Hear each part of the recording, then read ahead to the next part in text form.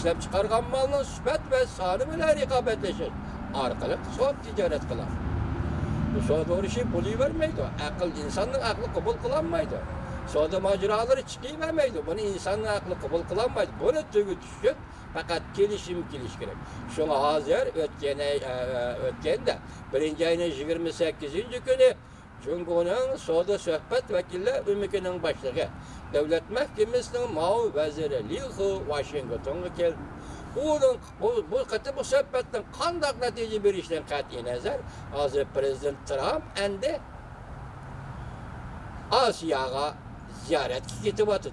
Ikkinchisi mushu orliqda 28-27 kunlardan burun Amerika savdo suhbat vakillarining vakili yoki savdo suhbat ümikining boshlig'i Leitzer efendi yana bir ümakni boshlab Beijingga savdo suhbatiga bordi. Demak, Beijing taraf savdo suhbat vakillari umigini Washingtonga yubordi. Endi Washington savdo suhbat vakillari umigini Beijingga yubordi.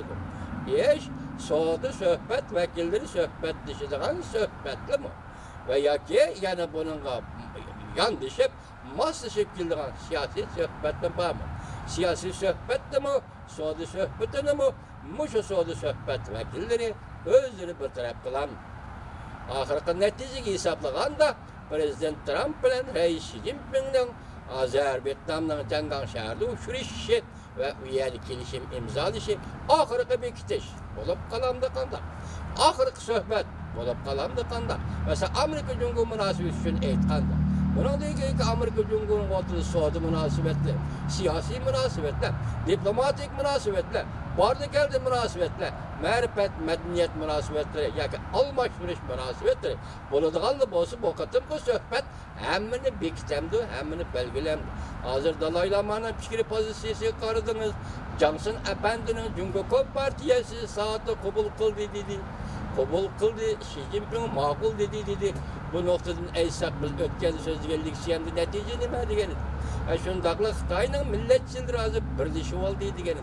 Biroq Xitoy millatchilari birlashganda kollektiv fikr qilish, kollektiv qaror olish, Amerikaga javob qaytarish tayyorlik qildimi qanday?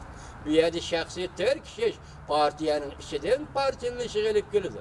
Partiyaning ichidan parchalangan bo'lsa, jamiyat parchalanadi. Balki jamiyat o'zaro qirg'inchilikqa kirib kelishdan oldin olish uchun Azar Amerika Qo'shma Shtatlari hukumatining buningga bu nuqtaga ko'ngil berish kerak. Bo'libmi Jungo o'zining fuqarolarining manfaatiga ko'ngil berish kerak. O'zundan beri Jungoliklar o'zi deb kelayotgan tinch yo'l bilan o'zgardi. Endi Jungoning hozirgi holatiga qaraysak, Jungo shu kunga davlatda qanday boshqarib keldi? U qonun bilan davlat boshqarmadi. O bir qalam, ya'ni bir alam bilan davlat boshqardi. Qalam uning uchun tashviqot qilib berdi. Alam uning uchun diktator yurgizib berdi. Bu holda bu orliqda Jungoda qonun yo'q. U tuzgan asosiy qonun na Tibetlar qabul qilsin, na Uyg'urlar qabul qilsin, na Jungolik o'zi qabul qilsin. Ular tuzgan, lekin asosiy qonun degan qonun asosiy qonun emas. Qonun emas. Qonun undaq tuzilmaydi. Evvel qonun tuzilib, bütün memleket fuqarolarining olqishiga yoki fikr qilishiga, muhokama qilishiga topshirilishi kerak. Qonunni tuzib bir qalam bilan bir Xanzu xalq vakillar qurultayida o'ltirib, Xinjiang azaldan tortib Jungoning zimini deb yezib oladigan bo'lsa, bunda gaplarga Uyg'ur qo'shilmaydi. Tibet azaldan tortib Jungoning zimini desa, bunda so'zlarga Tibet qo'shilmaydi. Gap o'ltirib hal qilish, so'zlish orqali hal qilish, diyalog orqali hal qilish. Sen hukmronlik yoki zo'ravonlik qiladiganlar bo'lsang, bizning gapimizni, Tibetning gapini anglamasan, bu yerda tanglik bo'lmaydi, barobarlik bo'lmaydi, erkinlik bo'lmaydi, aloqa bo'lmaydi. Odam bilan odam o'tkirishga munosabatmi? Odamiy munosabatga o'xshash elib berilmaydi. Endi zamon keldi, vaqt keldi. Bugun Jungo partiyasi islohot elib berishni, siyosat islohot elib berishni qabul qilgan bo'lsa, endilikda o yuqorida Dalay Lama debdi. Hanzularning Tibetga qilishini qo'llayman. Buyuk Tibetni tashabbus qilmayman, mustaqillik talab qilmayman debdi. Bu Dalay Lamaning ishi. Bizda Uyg'urlar bir nima dedik? Bizden aldığımız gelip Uygurlardan o nime, bu nime deyip sorap bakkan kişi yok. Sözümüz şuken ki, gepten beşide eyttik, biz Amerika Koşmuş Ştatları hükümeti. Bolup mu nöbette, Prezident Trump hükümeti bu meselelerini kandak hal qilish to'g'risida kandak fikir koysa qabul qilamiz. Herkes rad qilmaymiz. Agar Amerika Qo'shma Shtatlari Tibet meselesini kandak bir taraf qilish, Şinjan meselesi kandak bir taraf qilish bilan ikkinchi bir taraf Cumhuriyet Halk Cumhuriyeti hükümeti bilan sözleşip, maslahatlashib, bunda qarorni o'tirg'i elib chiqadigan bo'lsa Amerika Qo'shma Shtatlar hükümeti qabul qilamiz. Bizning ettiğimizden ötmeydigan, bizning fikir taleplerimizge mas kelmeydigan, bizning siyaset taleplerimizge mas kelmeydigan taraflar bo'lsa, biz Amerika'nın siyasi yollarına düşendirmiz. Amerika'nın devlet erbaplarına düşendirmiz. Yakından beri Amerika'da buluvatkan özgürlüklerini görüp öttünüz. Mesela Tayvan'ın haritasını çizmeyi koydu. Yani Cumhur'un haritası çizilip, kızıl rengi boyulup, onun astındaki Tayvan haritadan çıkarıp etildi. Bu doğru Çinpok'un sözledi, bu doğru Şitao sözledi, bu doğru yaş ya başkalar mülahizle ilan kılıştı. Bunun sebebinin nimikellikin Amerika Qo'shma Shtatlardan bir kishi qopab o'tirib tushuntirib qo'ymadi. Yani bir siyasi qopab o'tirib tushuntirib qo'ymadi. Sen o'zing bilib ol, o'zing tahlil qilib ol deganda pozitsiyada bo'ldi. Zaman bu shunda o'zgarib kelyapti. Enandan keyin Uyg'urlar to'g'risida men sizlarga so'zladim. 1-oyning 30-kuni do'stimiz Uyg'ur ishlari tadqiqotchisi Shao Robert Apandi men sizlarga so'zlab kelayotganliksa, ya'ni bu qatim ikki so'zga yig'inchoqlab, masalan, bular davlat qurgan edi. Davlat rahbarlari o'tirgan aeroplan sirli qoldi.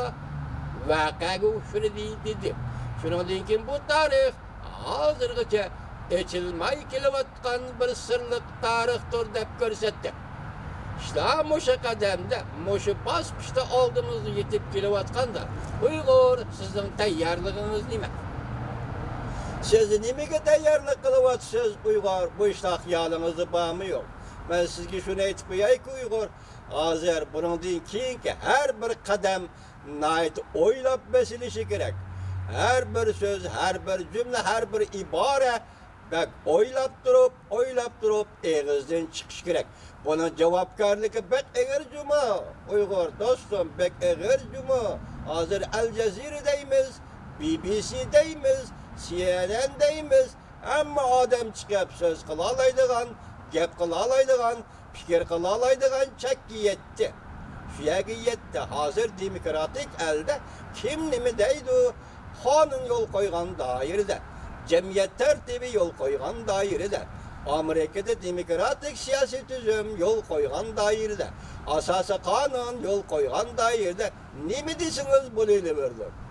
Lekin siz shuni o'ylab qo'yingki, Uyg'urga mas'ul bo'lish, Uyg'ur oldida majbur bo'lish bilan so'zlangan har bir jumla, har bir so'z haqiqatni, adolatni asos qilish, arzuni ve siyasi taleplerini asas qilish, qora qo'yuq undig'idi, qora qo'yuq bundig'idi deb so'zlamang.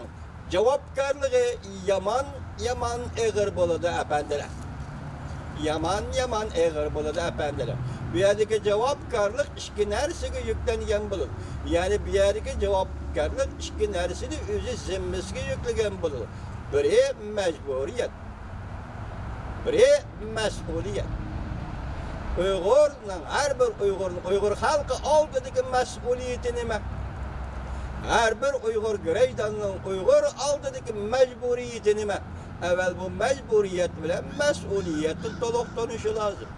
Buni tanimay turib, buni bilmay turib, majburiyatning nima ekanligini, mas'uliyatning nima ekanligini tushunmay turib, qalaymiqam bildirlash Uyg'urning siyosiy hayotiga tahdid elib keladi.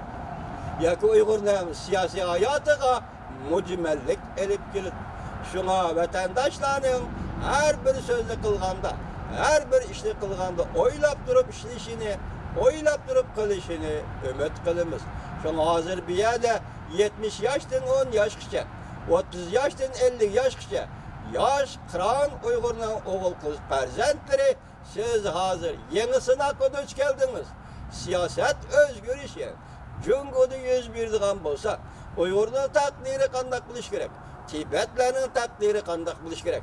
Yeni siyaset özgürlüğü 101 digan bolsa, siz hazır maşında kallaş baskıçıga ve maşı baskıçta nimi deyiş, nimi demezlik baskıçıga yetip geldiniz.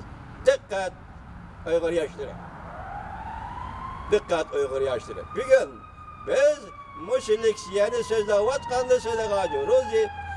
Cumhuriyet Halk Cumhuriyeti hükümeti ve Cumhuriyet Partiyası'nın reis sekreteri Reis Xi Jinping'e şundak salam yollayımız ki vaziyet şuya yetip gelgen bolsa bu da siz bu şartlar yoki yukarı torbitidagi şartlar boyunca Prezident Trump bilan tuzilgan kelishim imzo qo'yilgan bo'lsangiz birinchi bo'lib bizning 250 nafar ziyolilarimizni nazarbanddan turmadan qo'yib berasiz Reis Xi Jinping. Bu oldin yurish, oldin boshlanish bo'lib hisoblanadi. Ondan 3 million Uyg'urni nazarbanddan qadamma qadam bir-birlab qo'yib berasiz Reis Xi Jinping.